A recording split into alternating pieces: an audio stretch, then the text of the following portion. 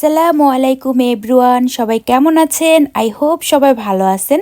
আমরাও আলহামদুলিল্লাহ ভালো আছি। দেখতেই পাচ্ছেন আবারও কার নিয়ে বেরিয়ে পড়লাম। তো আমি কিন্তু একা একা যাচ্ছি না, আমার পাশে আপনাদের ভাইয়াও আছে। আমি একা একা কখনোই বাহিরে যাই না। যখনই বাহিরে যাওয়া হয় আপনাদের ভাইয়ার সঙ্গেই বাহিরে যাওয়া হয়। তো আমার ভিডিওটা কিন্তু আপনাদের ভাইয়াই করে দিচ্ছিল। তো যাই হোক, আমরা যাচ্ছি হচ্ছে গ্লোসারি শপিং করতে। তো সবাই জানেন যে কুরবানি ঈদ চলে আসছে, আর বেশি দিন নাই। আমাদের এখানে আর মেবি 2 থেকে 3 ডেজ আছে কুরবানি ঈদের। তো ঈদ যেহেতু চলে আসছে, ঈদের মধ্যে তো জানেনই সবার বাসায় অনেক অনেক রান্না বান্না করা লাগে, অনেক কিছু আয়োজন করা লাগে ঈদের মধ্যে। তো সেজন্য ভাবলাম যে আমরা একটু বাইরে থেকে শপিং করে আসি। তো আপনাদের ভাইয়ার আমি চলে আসলাম শপিং করতে। তো অনেক কিছুই কেনাকাটা করেছি। তো এখানে দেখতে পাচ্ছেন আমি আপনাদের সঙ্গে অনেক কিছুই শেয়ার করতেছি। তো অলরেডি আমাদের শপিং করা স্টার্ট হয়ে গিয়েছে। তো আমাদের এই যে দেখতে পাচ্ছেন এটা হচ্ছে মিষ্টি তেঁতুল। এই তেঁতুলটা এত মজা, তো এটা আমরা নিয়ে নিছিলাম। তো আমাদের যা যা প্রয়োজন আমরা একের পর একে নিচ্ছিলাম। এই যে এখানে দেখতে পাচ্ছেন শিম, তারপর ছোট ছোট কাঁচা আম, এগুলা কিন্তু মজা না। ছোট ছোট কাঁচা আম, তারপরে কচি কচি সিম, তারপর পটল, মানে যা যা থাকে আর কি ভেজিটেবলস আইটেম বাংলাদেশি। তো এই যে এই টক মানে মিষ্টি তেঁতুল যেটা, এটা আমার খুবই পছন্দ, এটা নিয়ে নিলাম। তারপর এখান থেকে আপনাদের ভাইয়া শশা নিচ্ছে। তারপর মানে আমাদের যা যা লাগবে সব কিছুই নিয়ে নিব আমরা। আর ঈদের মধ্যে তো প্রচুর রান্না প্রচুর রান্না, অনেক কিছু কেনাকাটা করা লাগবে ঈদ উপলক্ষে। ঈদ ছাড়াও এমনি তো আমরা কয়দিন পরপরই দেখেনি শপিং করতে চলে আসি। আর এখন যেহেতু ঈদ আসছে, ঈদ উপলক্ষে শপিং করার মজাই আলাদা। তো এখান থেকে আমি বেল পেপার নিচ্ছি। এই যে দেখতে পাচ্ছেন মানে ক্যাপসিকাম বিভিন্ন কালারের। তো এগুলা দিয়ে আমি বিভিন্ন আইটেম বানায় থাকি, শিক কাবাবের মধ্যে দিয়ে থাকি, নুডলসের মধ্যে দিয়ে থাকি, মানে বিভিন্ন খাবারের মধ্যে আমি এই বেল পেপারগুলো ইউজ করি। তো কালারিং দেখতে খুব সুন্দর লাগে। তো এগুলোও নিয়ে নিলাম, বেল পেপার, শসা, মিষ্টি তেঁতুল একের পর এক নিয়ে নিচ্ছি। তারপর এখান থেকে রেডিমেড পরোটা, রুটি এগুলোও নিয়ে নিচ্ছে আপনাদের ভাইয়া বাসার জন্য। তারপরে এই যে পোলাওর চাল, এটাও নিয়ে নিচ্ছি বিরিয়ানি বা সাদা পোলাও রান্না করার জন্য। এখান থেকে আমরা আচার নিচ্ছি। দেখতে পাচ্ছেন এখানে বিভিন্ন ধরনের আচার আছে। তো আমার বাসায় অল টাইম আচার রাখা লাগে, পোলাওর সঙ্গে, বিরিয়ানির সঙ্গে, মানে রিচ খাবারের সঙ্গে এই আচার খেতে খুব ভালো লাগে। তো আচারও নিয়ে নিলাম, সরিষার তেল নিলাম, এখন পেঁয়াজ বেরেস্তা নিচ্ছি, গরম মশলা নিব, মানে যা যা লাগবে সব কিছু আমরা একের পর এক নিয়ে নিচ্ছি। যেখান থেকে আলু বুকরা নিলাম।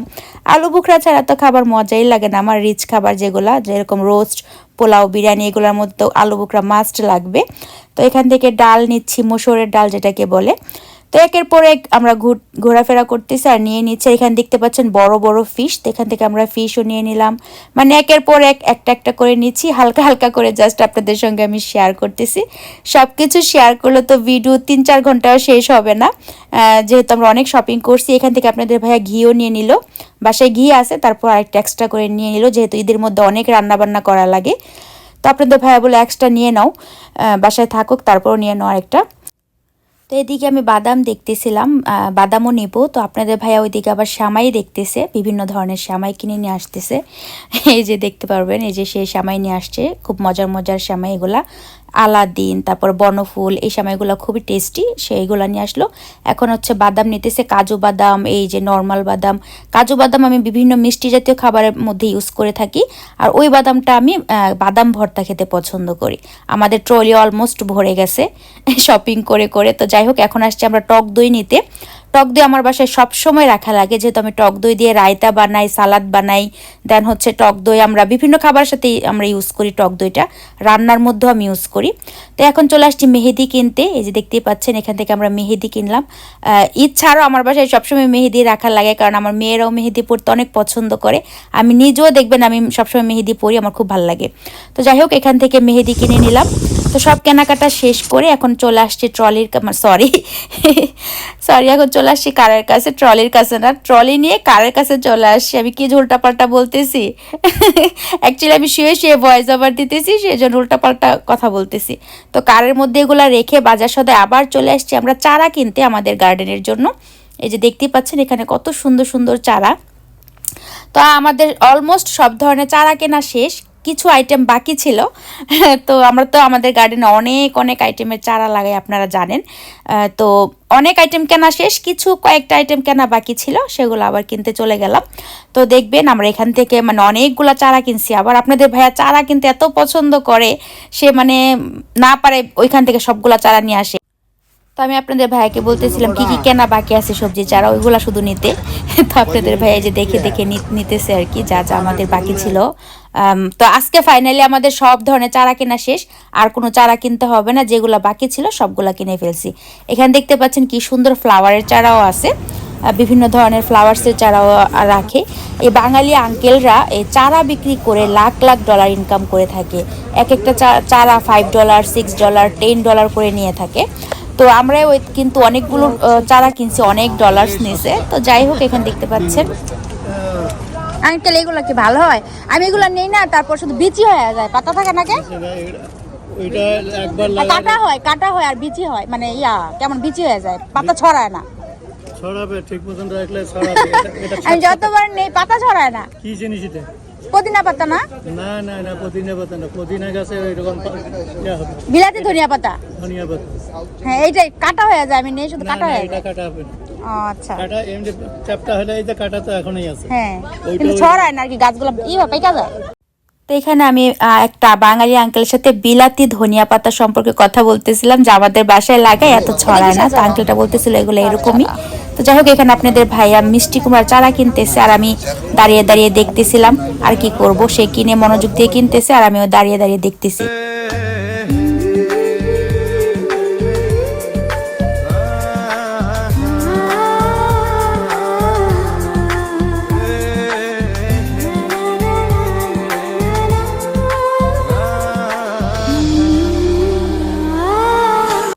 তো দেখতেই পাচ্ছেন আপনাদের ভাইয়া 2 ঝুড়ি ভরে কতগুলা সবজি চারা কিনে নিয়ে আসছে, অনেকগুলা চারা কিনে নিয়ে আসছে। এখন আমরা কারে রেখে বাসায় চলে যাচ্ছি। এখন আপনাদের ভাইয়া ড্রাইভ করবে। তো আজকে কিন্তু আমরা লেটে বের হয়ে আসছিলাম, বাসা থেকে একদম ব্রেকফাস্ট করেই বের হয়েছিলাম, 12টার দিকে একদম বের হয়েছিলাম। সেজন্য আজকে আর বাইরে ব্রেকফাস্ট করিনি, যেহেতু খাওয়া দাওয়া করে আসছি। আর এখন আপনাদের ভাইয়াকে আমি ড্রাইভ করতে বলতেছিলাম, শপিং করে অনেক টায়ার্ড হয়ে গেছি। আমি এখন বলতেছিলাম তুমি ড্রাইভ করো, আমি বসে বসে আরাম করে যাব। বাসায় গিয়ে আরও অনেক কিছু করব, আপনাদের সাথে ট্রাই করব শেয়ার করার জন্য। ঈদের প্রিপারেশনগুলো শেয়ার করব, সাথে থাকেন, দেখতে থাকেন। এই তো আমরা বাসায় আসছি, অনেকক্ষণ হয়ে গেছে। বাসায় এসে বাজার টাজার সব গুছিয়ে নিলাম। তারপর হচ্ছে যেহেতু ঈদ চলে আসছে, ঈদের মশলার প্রিপারেশন নিতে হবে, কারণ ঈদের দিন তো সব কাজ করা যায় না, অনেক ঝামেলা হয়ে যায়, যেহেতু অনেক অনেক রান্না বান্না করতে হয় আমার। আপনারা সবাই জানেন যে ঈদের মধ্যে আমার প্রচুর রান্না করতে হয়, তাই একদিন এত কাজ করলে টাইম পাওয়া যায় না। সেজন্য আমি মশলাগুলো আগে রেডি করে রাখি, যেন ঈদের দিন রান্না করার সময় এত কষ্ট না হয়, মানে সময় না লাগে। তো আমার রান্না করার জন্য যেই যেই মশলাগুলো আমার লাগে, আমি আজকে সবগুলা ব্লেন্ড করে নিছি, রেডি করে নিছি। তো এটা হচ্ছে বিভিন্ন ধরনের গরম মশলা দিয়ে আমি গরম মশলা পেস্টটা বানিয়ে থাকি। এই পেস্টটার কারণে রান্না মানে কি বলবো, অনেক বেশি মজা হয়ে যায়। এটা আমার সিক্রেট একটা মশলা বলতে পারেন, এটা আমি বলি না কাউকে কি কি দিয়ে বানাই, বাট এই মশলাটার জন্য রান্না অনেক মজা হয়ে যায়। তো যেহেতু কুরবানি ঈদ, অনেক অনেক রান্না বান্না, গরুর মাংস তো আছেই সাথে। তো গরুর মাংসের জন্য এই মশলাটা কিন্তু স্পেশাল একটা মশলা, খুবই মজা হয় এই মশলাটা ইউজ করলে। তো যাই হোক, এটা আমার একটা সিক্রেট মশলা বলতে পারেন এটা। তারপর এটা হচ্ছে আদা পেস্ট, তারপর হচ্ছে পেঁয়াজের পেস্ট, এটা হচ্ছে রসুনের পেস্ট, এটা হচ্ছে কাঁচা জিরার পেস্ট, তারপর মিষ্টি জিরা কাঁচা জিরা একসঙ্গে এটা পেস্ট করা। আর এগুলো হচ্ছে গরম মশলা পেস্ট, যত ধরনের গরম মশলা আছে এটার পেস্ট। আর এটা আমার সিক্রেট একটা মশলা, আমি অনেক কিছু দিয়ে এইটা বানাই, এটার জন্য রান্না অনেক মজা হয়ে যায়। আর এখানে হচ্ছে আমি পেঁয়াজ বেরেস্তা ছাড়া আমার রান্না ভালোই লাগে না করতে। ম্যাক্সিমাম রান্নার মধ্যে আমি পেঁয়াজ বেরেস্তা ইউজ করি। তো সেই জন্য পেঁয়াজ বেরেস্তা আজকে নিয়ে আসছি। সামটাইমস আমি বাসায়ও বানাই, আর ম্যাক্সিমাম টাইম আমি এরকম কেনা পেঁয়াজ বেরেস্তা কিনে নিয়ে আসি, বেশি বেশি করে ইউজ করা যায়। তো যাই হোক, বাসায় এসে ঈদের প্রিপারেশন অলমোস্ট আমার শেষ। বাজার টাজার সব করে নিয়ে আসা পড়ছি, সব ধরনের ঈদের বাজার করা শেষ, তারপরে সব ধরনের মশলা রেডি করা শেষ। এখন জাস্ট ঈদের রান্না বান্না করার বাকি। তো ঈদ আসলে ঈদের রান্না বান্না করব। যাই হোক, ইনশাল্লাহ ট্রাই করব আমাদের ঈদের দিনটা আপনাদের সাথে শেয়ার করার জন্য, আমাদের কুরবানিটা আপনাদের সাথে শেয়ার করার জন্য, যদি ইনশাল্লাহ আল্লাহ বাঁচায় রাখে। তো ওই তো দেখেন আমার সব ধরনের মশলা রেডি করা শেষ। এখন আমি এগুলা ডিপ ফ্রিজে সংরক্ষণ করে রেখে দিব, জাস্ট রান্না করার সময় বের করে নিব। আমি কিন্তু শুধু ঈদের মধ্যে না, ঈদ ছাড়াও পুরো বছরই আমি এরকম মশলা বানিয়ে বানিয়ে ডিপ ফ্রিজে রেখে দিই, দেন রান্না করার সময় শুধু বের করে করে রান্না করে ফেলি। আর এইসব বাটা মশলার রান্না কিন্তু অনেক বেশি মজা হয়, দেখবেন সবসময় গুঁড়া মশলা থেকে বাটা মশলার রান্না বেশি মজা। তো আমি সবসময় এরকম পেস্ট করে করে ডিপ ফ্রিজে রেখে দিই, দেন হচ্ছে বের করে করে রান্না করি। তো তো এই তো কুরবানি ঈদ উপলক্ষে অনেক অনেক করে আমি সব পেস্ট করে নিছি। রান্না করার পর যা বাকি থাকবে তারপর আবার খাওয়া যাবে, সমস্যা নেই, এই জন্য বেশি বেশি করে করে নিলাম। তো ঠিক আছে, আজকের ভিডিওটা এই পর্যন্তই। আমার মতো কোন কোন আপুরা ঈদের আগে এরকম রান্না বান্নার প্রসেসিং স্টার্ট করে দিয়েছেন, মশলা করা স্টার্ট করে দিয়েছেন জানাবেন। কুরবানি ঈদের আগে সব আপুরাই আমি জানি এরকম মশলাগুলি আগে প্রসেসিং করে রাখে, কারণ এগুলো করতে অনেক সময় লাগে। ঈদের দিন রান্না বান্না করবে না এগুলা করবে। তো যাই হোক, সবাই ভালো থাকবেন, অগ্রিম ঈদ মুবারক সবাইকে জানাচ্ছি, অনেক অনেক ঈদের শুভেচ্ছা। তো ট্রাই করবো ঈদের দিনটা আপনাদের সাথে বেঁচে থাকলে শেয়ার করার জন্য। তো সবাই ভালো থাকবেন, আল্লাহ হাফিজ, আসসালামু আলাইকুম এভরিওয়ান।